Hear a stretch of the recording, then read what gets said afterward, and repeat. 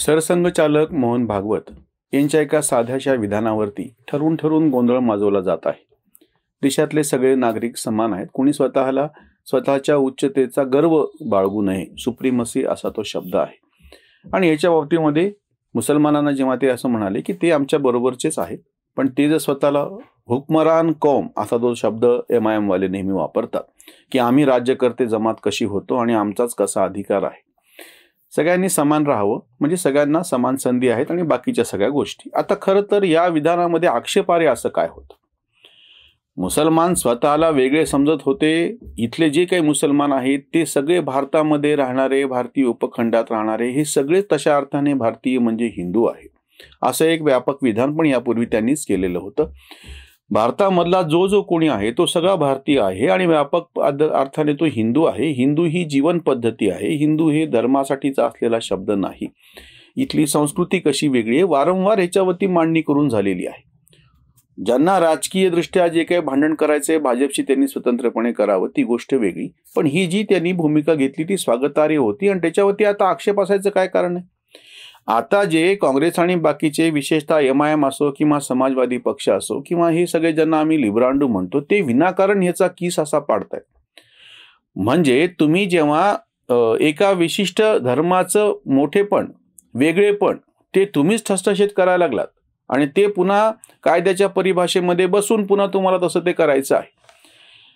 जेव्हा माजी पंतप्रधान मनमोहन सिंग यांनी भर संसदेमध्ये असं म्हणलेलं होतं की इथल्या संशोधनावरती पहिला अधिकार हे मुसलमानांचा आहे, ही काय गोष्ट आहे? मुसलमान हे इतरांच्या बरोबरीचे आहेत, त्यांना बरोबरीचं स्थान द्यावं हे म्हणणं आपण समजू शकतो आणि तसं ते असायलाही पाहिजे. कुणावरही अत्याचार अन्याय झाल्याच्या नंतर तो केवळ मुसलमान आहे म्हणून जर त्याच्यावरती अन्याय झालेला असेल तर तो दूर झाला पाहिजे, ह्याच्यात काही वाद नाही. किंवा जो काश्मीरचा मुद्दा वारंवार आता काश्मीर फाईल्स या चित्रपटाच्या नंतर समोर आले की ठरून ठरून तुम्ही हिंदू आहात म्हणून तुमचा हत्याकांड केला गेलं, म्हणून तुम्हाला बेदखल केलं गेलं काश्मीरमधून, तुम्ही दलित आहात म्हणून तुमच्यावरती अत्याचार केला जातो. ह्या सगळ्या गोष्टी पूर्णपणे निषेधार्ह आहेत. त्याच्यावरती कारवाई झाली पाहिजे, शासकीय पातळीवरती झालीच पाहिजे, सामाजिक पातळीवरती सुद्धा कोणालाही हीन दिन लेखलं नाही गेलं पाहिजे. याचा दुसरा भाग असा आहे की काहीच कारण नसताना कोणाला जास्तीचं समजण्याचं काय कारण आहे? जसं अन्याय झाला नाही पाहिजे तुम्ही असं म्हणता, त्याच पद्धतीनं एखाद्याला तुम्ही असं म्हणता की संसाधनावरती त्यांचा पहिला हक्क आहे असं म्हणून तुम्ही दुसऱ्यावरती अन्याय करणार किंवा तुम्ही ठरवून त्यांना काहीतरी जास्तीचं देणार आहात. हा जो एक मुद्दा स्वतंत्रतावादी विचारसरणी मांडणारे जे साई दीपक सारखे किंवा अन्न रंगनाथांसारखे वारंवार मांडतायत की वक्फ बोर्ड स्वतंत्र आहे, ख्रिश्चनांच्या ज्या धार्मिक संघटना आहेत ते चालवणारे वेगळे स्वतंत्र असं मंडळ आहे, बौद्धांचं सुद्धा बौद्ध धम्म भिक्खू धम्म परिषद आहे, मग फक्त हिंदूची देवळेच का सरकारच्या अधीन आहेत? याचं उत्तर हे कोणीच द्यायला तयार नाहीत. मग जर तुम्हाला असं वाटत असेल की सरकारने सगळं ताब्यात घ्यावं तर पूर्णपणे सगळे मदरसे, सगळे दर्गे, सगळ्या मशिदी यांचंही व्यवस्थापन सरकारच्या ताब्यामध्ये का नाही? सगळे जे बौद्ध मठ आहेत त्यांचं व्यवस्थापन सरकारच्या ताब्यात का नाही? सगळे जे चर्च आहेत ख्रिश्चनांचे त्यांचं पण व्यवस्थापन सरकारच्या ताब्यात का नाही? फक्त हिंदूंचीच देवळं तुम्हाला का ताब्यात घ्यावीशी वाटतं? जर तुम्हाला सगळे समान म्हणायचं आहे तर मग काही जण त्या कम्युनिस्टांच्या भाषेमध्ये नाही का जॉर्ज ऑरवेलनी त्या पुस्तकामध्ये लिहिलं तसं प्रमाणे की काही जण जास्त समान आहेत, सगळे समान आहेत पण काही जण जास्त ॲनिमल फॉर्ममध्ये, काही जण जास्त समान आहेत. तसं तुम्हाला म्हणायचं आहे का की मुसलमान हे जास्त समान आहेत, त्यांना विशेष अधिकार आहेत, त्यांचा पहिला हक्क आहे?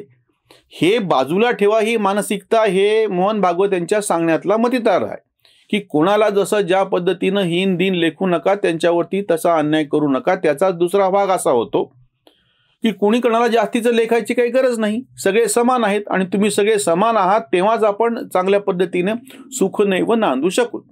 भारतीय संस्कृतीचं हेच वैशिष्ट्य आहे या उपखंडातलं की विविध काय म्हणता येईल त्याला विचारसरणी आणि विविध प्रत्यक्ष आचरणाचं त्यांचं जे आहे किंवा उपासना पद्धती असे सगळे एकत्र आलेले होते, एकत्र नांदत होते, एकत्र राहिलेले आहेत. 2,500-3 हजार वर्षापासूनचा म्हणजे बौद्ध, जैन, चार्वाक आणि आधीचे जे सगळे वैदिक दर्शन आहेत, आम्ही याच्या आधीच्या व्हिडिओमध्ये आवर्जून त्याचा उल्लेख केलेला होता. ही सगळी दर्शनं ह्या सगळ्या भूमीमध्ये अतिशय टोकाची जी सगळी ज्यांची उपासना पद्धती तेही लोक एकत्र नांदत होते आता आपण असं म्हणूयात, नवीन ह्याच्यामध्ये ज्या पद्धतीचा सुफिझम फार मोठ्या प्रमाणामध्ये ह्या प्रदेशात स्वीकारला गेला तसा तो जगभरात इतर इस्लामच्या अनुयायांनी स्वीकारला नाही. म्हणजे व्यापक अर्थाने असं म्हणावं लागतं की तो सगळा हिंदूचा प्रभाव कसा होता इस्लामवरचा. भारतीय मुसलमान ही अतिशय वेगळी अशी गोष्ट आहे. हे दर्गा पूजक मुसलमान आहेत. बाकी दर्गा आणि दर्ग्याची पूजा, मजारी, त्यांच्यावर चादर चढवणं, उरूस, त्यांच्या संदल म्हणजे मिरवणुका निघणं, हे सगळं काहीही इस्लामला मंजूर नाही. कट्टर इस्लाममध्ये अशा पद्धतीच्या व्यक्तीचं त्याच्यात काहीतरी त्याचं समाधीचं स्थळ आणि त्या समाधीच्या निमित्ताने पुण्यतिथीच्या तिथीला यात्रा निघणे, या सगळ्या गोष्टी कट्टरपंथी इस्लामला मंजूर नाहीत. मुळात इस्लामला दर्गाच मंजूर नाही, मकबरे मंजूर नाहीत, मजारी मंजूर नाहीत, म्हणजे समाध्या आपल्या भाषेत सांगायचं तर ह्या मंजूर नाहीत. संतांच्या असो की कोणाच्याही असो, सुफी संगीत मंजूर नाही. असंख्य गोष्टी अशा आहेत की ज्या इस्लामच्या ह्याच्यामध्ये नव्हत्या, त्याही भारतीय मुसलमानांनी स्वीकारल्या, कारण की ते मूळचे हिंदू आहेत. या ठिकाणचे बहुतांश मुसलमान हे हिंदूच होते. कुठल्याही देशातून असं होत नाही. आताची जवळपास 17-18 कोटीच्या पर्यंत पोहोचलेली लोकसंख्या आहे, ही काही बाहेरून आल्यामुळे इतकी लोकसंख्या असण्याची काही कारण नाही. मूळचे हिंदू असलेलेच कन्वर्ट झाले आणि त्यांनी इस्लाम स्वीकारला. पण याचा अर्थ असा होत नाही की त्यांनी पूर्णपणे इस्लाम स्वीकारला. त्यांच्या ज्या काही मूळच्या त्या ठिकाणच्या परंपरा, रीतिरिवाज होते, त्याच्यातले बरेच अंश आता शिल्लक राहिले किंवा तशी प्रतीकं त्यांनी नवीन स्वरूपामध्ये आणली. एरवी प्रत्येक एखादं स्थान वैशिष्ट्य होतं. हिंदूमध्ये एखाद्या स्थानाला महत्त्व आहे. पवित्र तीर्थक्षेत्र म्हणतो आपण त्याला, जन्मस्थान आहे ते आहे, त्याला काही दुसरा पर्याय असू शकत नाही. त्याच पद्धतीने हे ज्यांनी ज्यांनी इस्लाम स्वीकारला त्यांनी सुद्धा संतांच्या समाध्या बांधल्या, तिथे दर्गे तयार झाले, त्या मजारी तयार झाल्या, त्या मजारीवर चादर चढवणं, त्याच्या निमित्ताने ते गंडे घालणं, त्यांचे उरूस भरवणं, जसं म्हणजे आपण यात्रा भरवतो त्याची मिरवणूक काढणे, ज्याला संदल म्हणतात त्याच्या भाषेमध्ये, हे सगळं जसं ते जुन्या पद्धतीने हिंदू असताना करत होते तेच आता नवीन पद्धतीने इस्लाम स्वीकारल्याच्या नंतर त्यांनी त्या वेगळ्या परिभाषेमध्ये त्या पद्धती सगळ्या रुजवल्या आणि त्याचं ते आता त्याचं काय म्हणता येईल त्याच्या अनुयायी म्हणून वावरतात. हे सगळं समजून घेऊन व्यापक अर्थाने मोहन भागवत जेव्हा असं म्हणतात की तुम्ही काही वेगळं समजू नका, तुम्ही आमचेच आहात, मूळचे इथलेच आहेत ते सगळे, फक्त हे जे जास्तीचं सुप्रमसी उच्च जे सांगणं आहे की मग तुम्ही आता बुद्धिभेद कसा करता, हे वंशी म्हणून नाहीये, हे फक्त शासक म्हणून आहे. अरे मग शासक म्हणून सुद्धा मोगलांचं हे जे काय म्हणता येईल त्याला अतिशय उग्रपणे जे सांगणं होतं की आम्ही बाहेरून आलेला आमचा वंश कसा श्रेष्ठ आहे, हे सांगत होते ना. हे सगळ्या मुस्लिम दरबारांमध्ये जी कागदपत्र त्याची नोंद झालेली आहे, इतिहासकारांनी लिहिलेलं आहे, या सगळ्यामध्ये याच्या नोंदी आहेत. आपण त्याच्यामधली उच्च नीचता सुद्धा त्याच पद्धतीनं कशी आढळून येते हे समोर दिसतंय ना सगळं.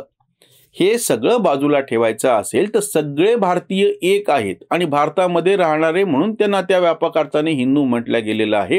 हिंदू हा धर्माशी निगडीत शब्द नाही असं सांगितल्याच्या नंतर सर्वोच्च न्यायालयानं सुद्धा हिंदू ही जीवन पद्धती आहे असं कबूल केलं. गर्व से कहो हम हिंदू आहे.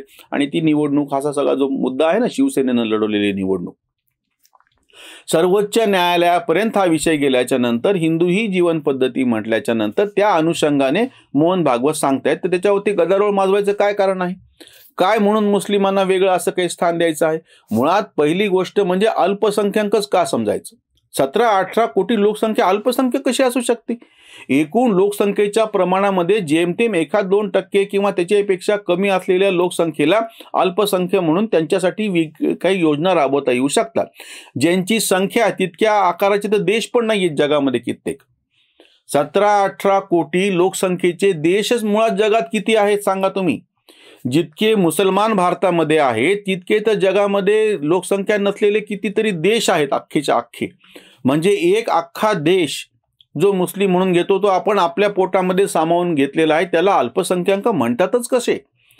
दुसरी गोष्ट म्हणजे यांच्या ज्या चाली, रीती, रिवाज, परंपरा, यांचं संगीत, यांचं वास्तुशास्त्र, हिमरूसारखी वस्त्र विणण्याची कला, कितीतरी गोष्टींवरती इथल्या हिंदू सगळ्या चौकटीचा स्पष्ट प्रभाव काय, ठसा काय आजही दिसून येतो.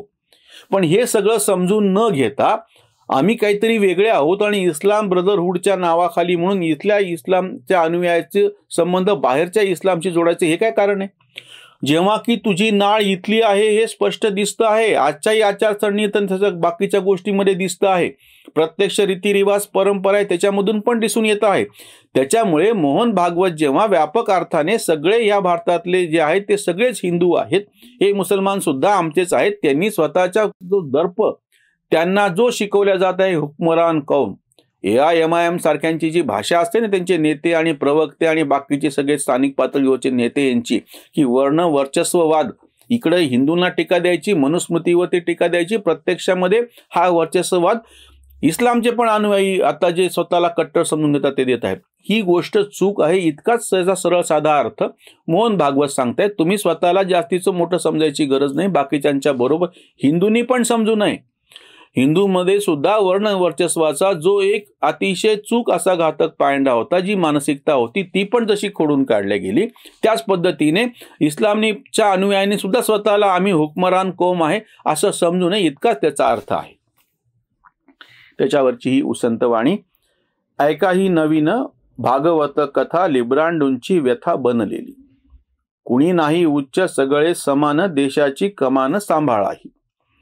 मोहन ही माया सांगते समता, लिब्रांडू जनता हैराण हो. शांतीदूत कैसे हिंदूंच्या समान, शासक महान तेची होते. मनमोहनाने केले तेव्हा थक्क, सांगून या हक्क त्यांचा आधी. रेशीम बागेचे टोचताच काटे, सेक्युलर फाटे बुरखाच.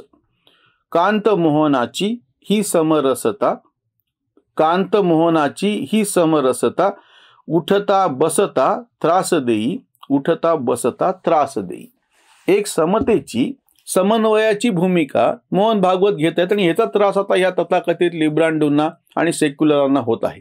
कारण की त्यांनी हे अपेक्षित धरलेलं नव्हतं. मुसलमान हे वेगळे कसे आहेत आणि आम्ही त्यांच्या विरोधात कसे आहोत अशी जर भाषा केली असती तर यांना आपली डफली वाजवणं सोपं होतं. पण जर मोहन भागवत ही समतेची भाषा करत आहेत आणि जी समरसता सांगत आहेत की ज्यांना तो शब्द पण आवडत नाही, समरस होणे हा अगदी आपल्या प्राचीन वाङ्मयात आलेला शब्द सुद्धा केवळ संघांनी उचललाय म्हणून यांना तो नको आहे, त्यांना ते बोचायला लागले. उलट हे जे काटे रेशीम बागेतले टोचतायत त्याच्यामुळे यांचा सेक्युलर बुरखा फाटलेला आहे आणि त्याच्यातून हे उघडे पडलेले आहेत हेच सिद्ध होतं. इथेच थांबूयात. धन्यवाद.